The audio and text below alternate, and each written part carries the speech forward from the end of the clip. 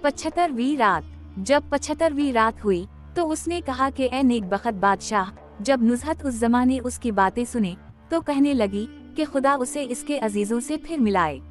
इसके बाद वो खादिम से कहने लगी कि इससे से कह कि वो अपने खानदान और वतन की मुफारकत में मुझे कुछ सुनाए।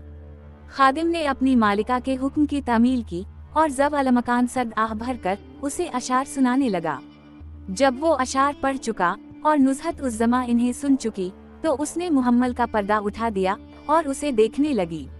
जब इसकी नज़र ज़ब अलमकान के चेहरे पर पड़ी तो उसने उसे पहचान लिया और उसे यकीन आ गया कि वो ज़ब अलमकान है, और वो चिल्ला उठी कि भाई ज़ब अलमकान। वो भी उसकी तरफ देखने लगा और उसे पहचान लिया और चिल्ला उठा कि बहन नुज़हत उस ज़मा। वो भाई से लपट गई और भाई ने उसे गोद में ले लिया और दोनों बेहोश हो गए। जब खादिम ने उनकी ये हालत देखी तो उसे उन पर बड़ा तअज्जुब हुआ और उसने दोनों पर चादर डाल दी और उनके होश में आने का इंतजार करता रहा। जब इन्हें होश आया तो नुज़हत उस ज़मा मारे खुशी के फूले ना समाती थी और इसका रंज वो अलम सब दूर हो गया और खुशी ने उनकी जगह ले ली। अब ज़ब अलमकान ने उसे अपने सीने से लगा लिया और मारे खुशी के इसकी आंखों से आंसू बहने लगे और थोड़ी देर तक वो दोनों मुहम्मल के दरवाजे पर बैठे रहे। इसके बाद वो कहने लगी कि मुहम्मल के अंदर चल और तो अपनी सरगुज़श्त मुझसे बयान कर और मैं तुझसे अपनी सरगुज़श्त बयान करूं। जब वो अंदर आए तो ज़ब अलमकान ने कहा कि पहले तो कह।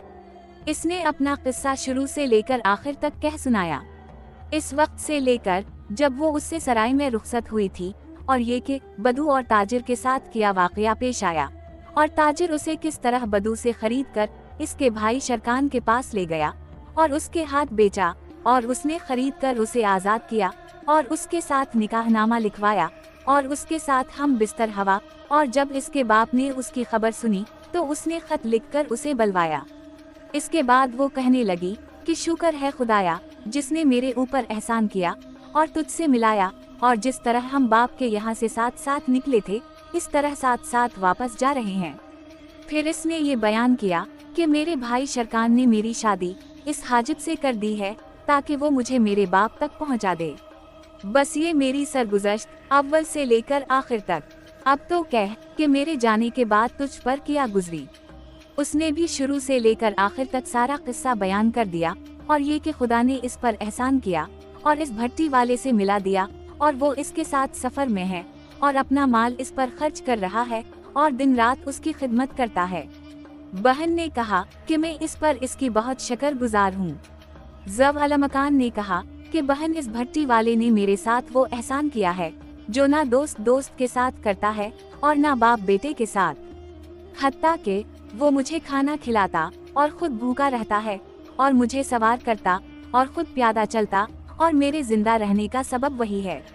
नुज़हत अल ज़मान ने कहा कि अगर खुदा ने चाहा तो हम हत्ता अल मक़दूर उसका बदला देंगे। अब नुज़हत उस ज़मा ने खादिम को आवाज़ दी और उसने आकर ज़ब अलमकान के हाथ को बोसा दिया। नुज़हत अल ज़मान ने इससे कहा कि ए नेक मर्द, मैं तुझे भी खुशखबरी देती हूँ क्योंकि तेरे जरिए से मैं अपने भाई से मिली हूँ। थैली और जो कुछ इसमें है तेरा है, अब फौरन जाकर अपने मालिक को बुला ला। खादिम खुश हो गया और हाजिब के पास जाकर कहा कि मेरी मालिका तुझे बुलाती है। हाजिब इसके साथ आया और अपनी बीवी नुज़हत उस ज़मा के पास गया और देखा कि उसका भाई इसके पास है और उसने किस्सा दरियाफ्त किया। बीवी ने सारी सरगुज़श्त शुरू से लेकर आखिर तक बयान कर दी और इसके बाद कहने लगी कि ए हाजिब, तूने किसी कनीज के साथ शादी नहीं की बल्कि बादशाह उम्र बिन अल नुमान की बेटी के साथ की है, क्योंकि मैं नुज़हत उस ज़मा हूँ और ये मेरा भाई ज़ब अलमकान।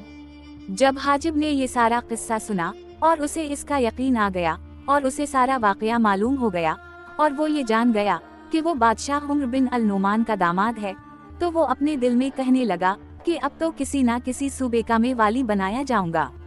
ये कहकर वो ज़ब अलमकान की तरफ मुतवज्जह हुआ और इसकी सलामती और बहन से मिलने पर मुबारकबाद दी और फौरन नौकरों चाकरों को हुक्म दिया कि ज़ब अलमकान के लिए एक खैमा और बेहतरीन घोड़ों में से एक घोड़ा तैयार करें।